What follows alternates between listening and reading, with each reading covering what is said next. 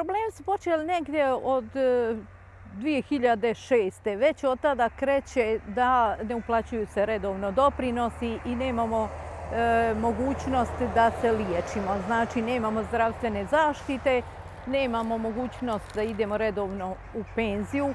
Tad kad su nastali najveći problemi 2013. tad smo imali prekid jedan i otišli kući, tada je bilo 519 radnika, s tim da je taj broj radnika bio veći, pa je nešto ranije, kad su na ugovor o radu, otkazivani ugovori o radu i mislim da je se kretao oko 570, ne mogu tačno baš reći. Danas je fabrika u stečaju.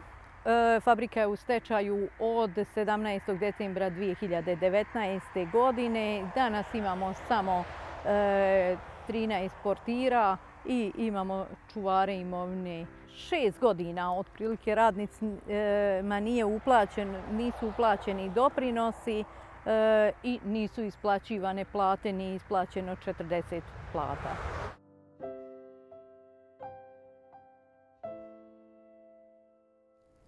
Pa smatram da institucije nisu odradile svoj posao. Smatram da su oni najodgovornije i s tim što smo mi se i obraćali institucijama, naročito posle 2013. Mi smo se obraćali i 3 puta smo bili, znači u periodu do stečaja kod ministra rada, tada je ministar rada bio Petar Đokić. Zatim obraćali smo se Zori Vidović, tada je ona bila direktor Poreske uprave. Svi su oni nama obećavali da će to biti u redu, da ćemo biti zaštićeni, da će sve biti riješeno. Međutim, sad kad je došlo do stečaja, mi nemamo, nije nam vlada odobrila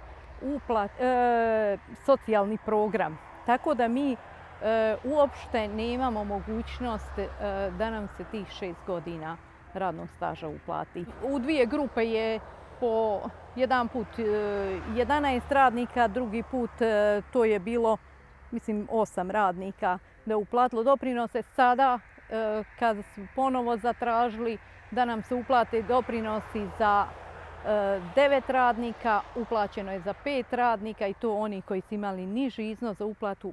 4 radnika su ostala, nije im se uplatilo doprinos. Mi u stvari ne znamo kome da se ni obratimo. Kad se obratimo, normalno predsjedniku vlade Viškoviću, jednostavno uopšte nema s druge strane nikakvog odgovora. Znači, ogluši se o naše obraćanje. Jedino kome se konkretno obraćamo ovdje u opštini je Igoru Žuniću, našem narodnom poslaniku, i donekle on nam izađe u susret, ali ostalo znači uopšte. Meni je bila jako ružna jedna situacija kad je 2012. prije donošenja tog zaključka, kad smo mi se kao radnici skupili, tražili da nam se odobri socijalni program, jer nismo mi jedina firma koja je u takvim uslovima, a odobrili su i Trudbenik u Doboj, odobrili su Aluminij koji i sada u ovakvim uslovima kad radi uplaćuju doprinose, znači dobili su socijalni program, odobrili su Bilećanki, ne znam, Novoteksu, svima su odobrili, jedino nama nisu odobrili, ni ne znam iz kog razloga, baš radnicima UNIS-a nije odobreno. Ali htjela sam se vratiti na ovo šta mi je direktno predsjednik vlade Višković mi je rekao: vi radnici ste sami sebi krivi zašto ste dozvolili da dođete u takvu situaciju. Mi nismo sami sebi krivi, mi smo se obraćali i inspekciji, obraćali ministru rada. Na kraju smo pisali dopis i znači pored direktorice Poreske uprave pisali smo dopis i tada predsjednik je bio Milorad Dodik i njemu. Znači nismo mi bili ti koji se nismo obraćali i tražili pomoć. Isto to isti dan mi je rekla u telefonskom razgovoru i Mira Vasić, ona je pomoćnica ministra rada, da smo mi sami sebi krivi što smo došli u takvu situaciju. Znate, povremeno se isplati jedna plata kada se bude štrajk, znači onda dobijemo jednu platu ili eventualno ako uspijemo i dvije izvučemo plate i onda opet mjesecima nema i ponovo kad je štrajk dobijemo jednu platu.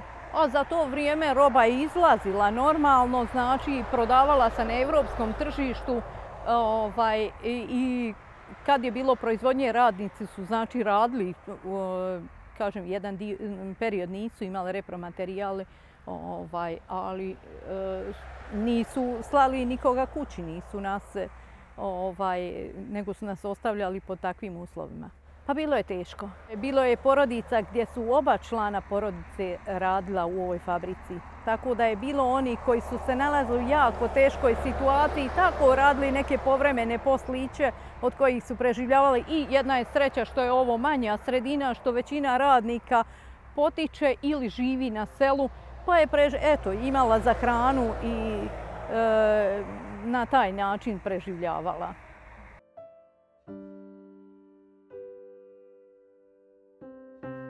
S obzirom još i da su već prošle 3 licitacije, da nije prodan UNIS i da ide na 4. licitaciju, znači svaki put cijena pada, tako da je mala mogućnost da čak i ono koje bi u višem isplatnom redu trebali da dobijemo, što smo se nadali, 12 minimalnih plata koje su tada bile po 450 maraka, sad je već postaje upitno i to. Što se tiče doprinosa, jedino ako uspijemo riješiti da uđemo u socijalni program, tad možemo riješiti. Ovakvim načinom ne znam da ćemo riješiti, mislim da ćemo ostati. Još jedan ima tu problem, pored toga što mi predamo zahtjev da nam se uplati doprinosi. Svi radnici koji odlaze u invalidsku penziju ili starosnu penziju ne mogu dobiti odobrenje po zakonu da imaju pravo na pojedinačnu uplatu.